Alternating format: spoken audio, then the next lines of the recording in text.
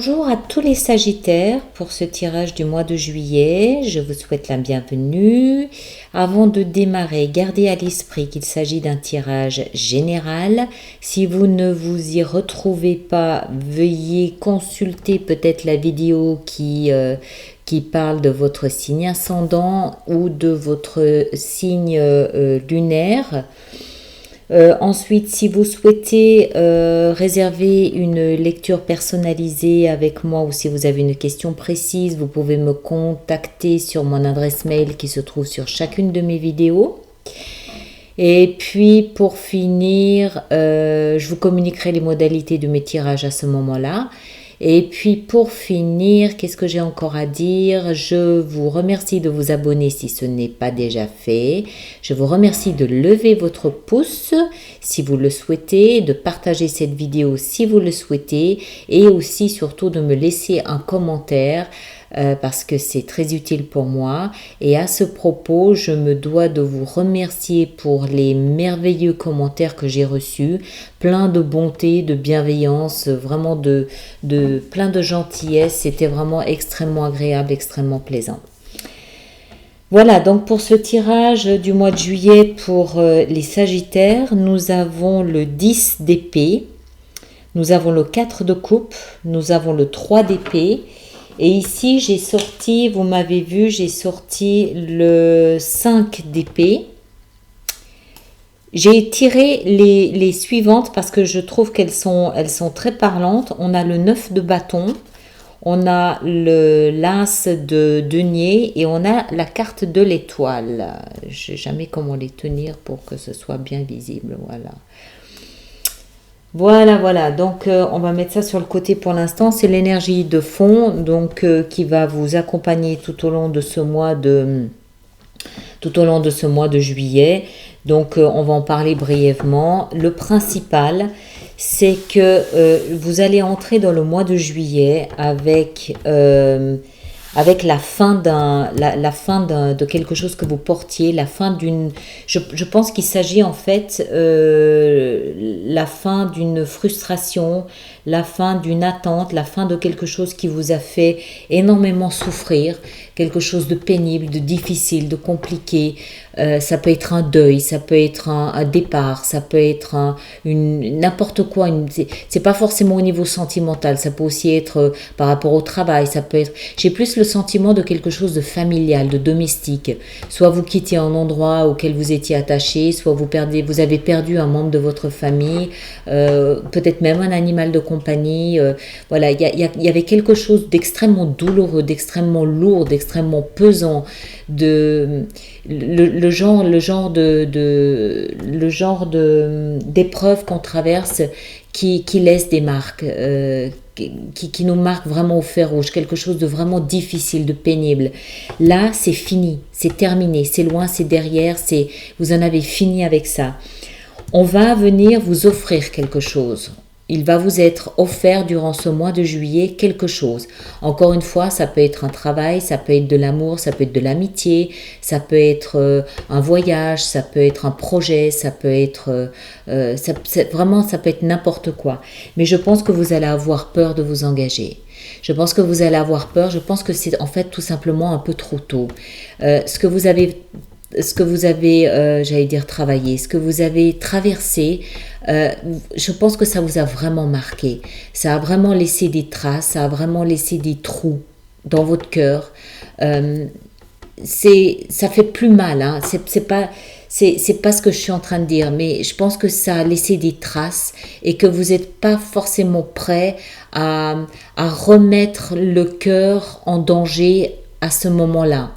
Alors, ça veut pas, je ne pense pas nécessairement et automatiquement à de l'amour. Ça peut aussi être au travail. Peut-être que vous attendiez une promotion que vous n'avez pas eue et ça vous a blessé, ça vous a meurtri. Peut-être qu'un ami vous a trahi, vous a meurtri et donc quelqu'un d'autre qui vient vous proposer peut-être de sortir avec ou de partir en vacances avec lui. Vous allez pas avoir le cœur en fait à ça. Vous allez plutôt, je pense, passer l'été peut-être un petit peu à penser... pas à penser vos blessures parce que c'est fini, il n'y a plus de blessures, mais peut-être à réfléchir à ce qui s'est passé, à faire un petit peu d'introspection, à vous retirer peut-être un petit peu à l'intérieur de vous, essayer d'analyser, de comprendre, et puis peut-être aussi vous donner à vous un petit peu d'amour, vous donner à vous peut-être un petit peu de ce que vous attendiez et que vous n'aviez pas forcément reçu avec ce passé que vous avez traversé, avec cette chose pénible et difficile que vous avez traversée. Mais vous allez vous rendre compte qu'il y a autour de vous des gens qui sont là, qui vous voient, qui vous ont vu, qui ont peut-être de la peine pour vous, en tout cas qui croient en vous. Il y a des gens autour de vous qui ont de l'espoir en vous, qui croient en vous, qui vous font confiance, qui ont envie d'être avec vous, qui ont envie que vous les rejoigniez, que vous alliez avec eux, que vous participiez à ce qu'ils proposent. Et donc c'est pour ça qu'ils vont venir vous chercher. Ils vont venir vous chercher par la main en vous disant « Allez, viens, c'est pas grave, tu verras, tu vas oublier, c'est passe à autre chose, tourne la page. » Mais je ne sais pas si vous serez vraiment complètement prêt à ça. Il y a peut-être, j'ai l'impression que c'est peut-être encore un petit peu tôt pour vous. Hein.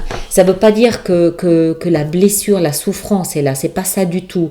Mais peut-être que vous serez un peu dans un mode, je sais pas, j'hésite un petit peu, j'ai pas envie de remettre mon cœur en danger tout de suite, si près de ce que j'ai vécu précédemment.